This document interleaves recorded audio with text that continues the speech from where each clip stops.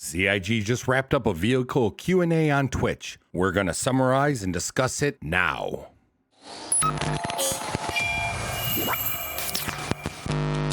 On today's panel, we have the following developers. I'm Ben Curtis. I'm the Vehicle and Weapons Art Director for Star Citizen. My name is Mark Gibson. I'm the lead vehicle content designer at Cloud Imperium Games. I'm Corey Bamford. I'm a senior lead vehicle artist on the vehicle content team. I'm John Crew, I'm the vehicle director, so I have the pleasure of looking after all the teams, so all the designers, all the artists.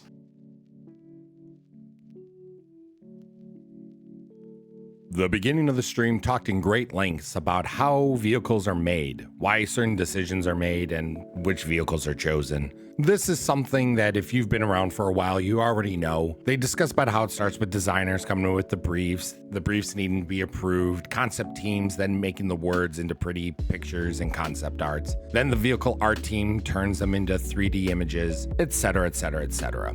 There was banter about making the manufacturers more cohesive throughout the game, and how it's not just the vehicle team that has to touch vehicles. There's many other teams that have to get involved in the process, and that is part of the reason why things slow down a little bit.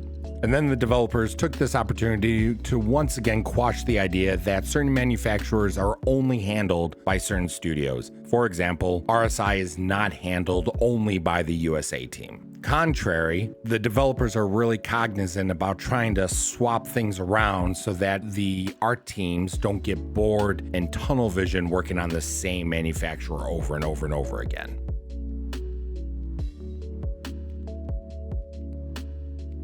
John Crew handles this question as it's pretty much his job to decide what ships are going into the pipeline. Interestingly enough, he breaks the year down into 6 separate parts. The 4 quarters, then he also adds Invictus and IAE. Their goal is to release at least one ship in each of these 6 parts. He does explain that it's like a giant jigsaw puzzle to try to figure it out. He has to consider who's available, he has to consider what resources they currently have, and what gameplay features are coming in. For example, when salvage entered the game, they had to make sure that there was at least one more salvage ship that was added to accommodate the salvage aspect of the gameplay.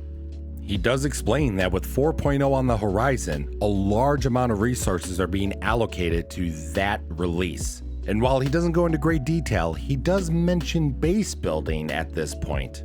And then Jared pulled from the chat that someone had mentioned that capital ships are a giant feature. And then the developers go on to yet again quash this and say that capital ships aren't really a giant feature, it's just a giant art piece that uses a lot of features. One of the largest parts about deciding what ships go in the pipeline is what are the gameplay features that are being worked on. And this is something that a totally different department is in control of.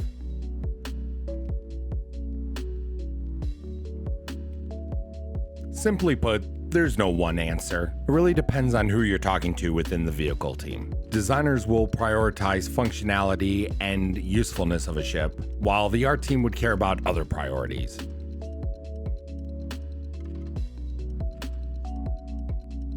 Here they mention WeeWoo Lights, which I myself am a huge fan of. They discuss about how the Nursa did not get any WeeWoo lights, and this was mainly due to time constraints. But they also discuss how the Ursa is really out of date and that it needs a gold pass standard put to it. At that point, they would be planning on adding WeeWoo lights, besides other updates for the vehicles. As well, they feel WeeWoo Lights need an overall kind of update anyways. They want to make it so that WeeWoo Lights can be activated independently from your headlights. Sometimes you want to turn on your lights without having flashing blinkers all over the place.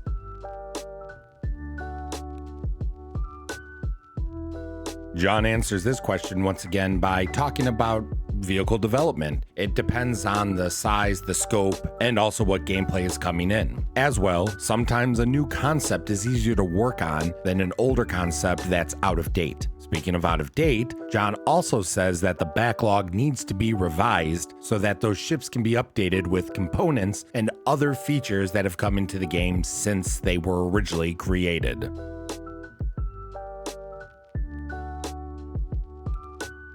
First off, The designers are actually a little upset that they didn't come up with the name Nursa themselves. They feel it is the perfect name for the new Ursa medevac. As far as variants go though, they say it's actually a mixed bag. It takes a lot of time to upgrade the ships to the current standards, but they find that this is the best time to work on variants of that ship. It's kind of a two birds, one stone kind of thing. And then per John Crew, variants are a fantastic project for brand new designers to work on. For example, the Firebird and the Nursa are both created from brand new designers. For another example, Montreal worked on the Cutter variants, and then they were assigned the Zeus series of ships.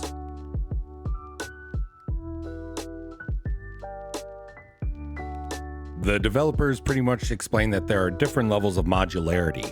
Yes, with the Retaliator modules in the game, you can expect more modules in the future. However, they differentiate the modules between those that the game itself changes and those the players themselves manually change.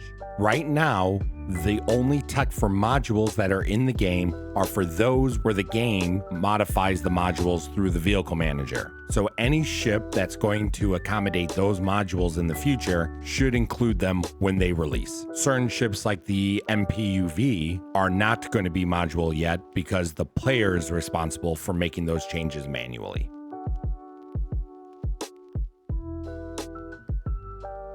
With ground vehicles, they were talking about why they bounce around so much in the ship. They haven't quite figured it all out, but they've narrowed it down to two problems. One, it has to do with the networking of the game. Two, it also has to do with the way the ground vehicles are coded. Apparently, even though the ground vehicles have had some updated code, the base code of all the ground vehicles are still from the cryo engine. Essentially, it's going to take a lot of time and energy for them to rewrite the code from the ground up, and they just haven't had the time for that yet. They also talked about how they want to expand on the ground vehicles, and in the future, they want to make it so that you could change aspects of each vehicle, be it the engine, the tires, or whatever else. But again, even ground vehicles rely on other teams, and that's one of the reasons why fixes for ground vehicles have been slowed. It's much like the Starfare. There's a lot of other teams outside of the vehicle teams that need to come in to fix what's wrong with it.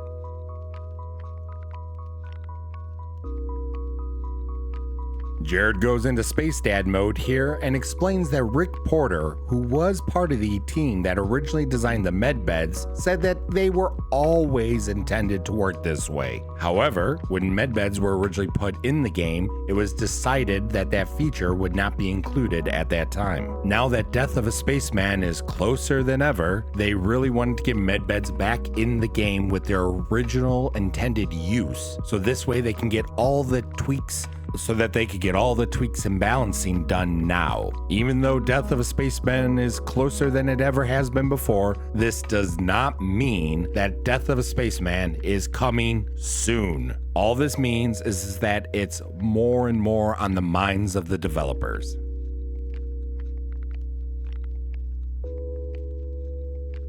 And then this leads us to what was supposed to be the juiciest part of this Q&A. Unfortunately, the information is mostly what we've already assumed or have already been told. Out of the 3 Zeuses, 2 of them are going to be flyable this year. The ES is going to be the first one released during 4.0, which we've already been told, and then soon after that, the CL variant.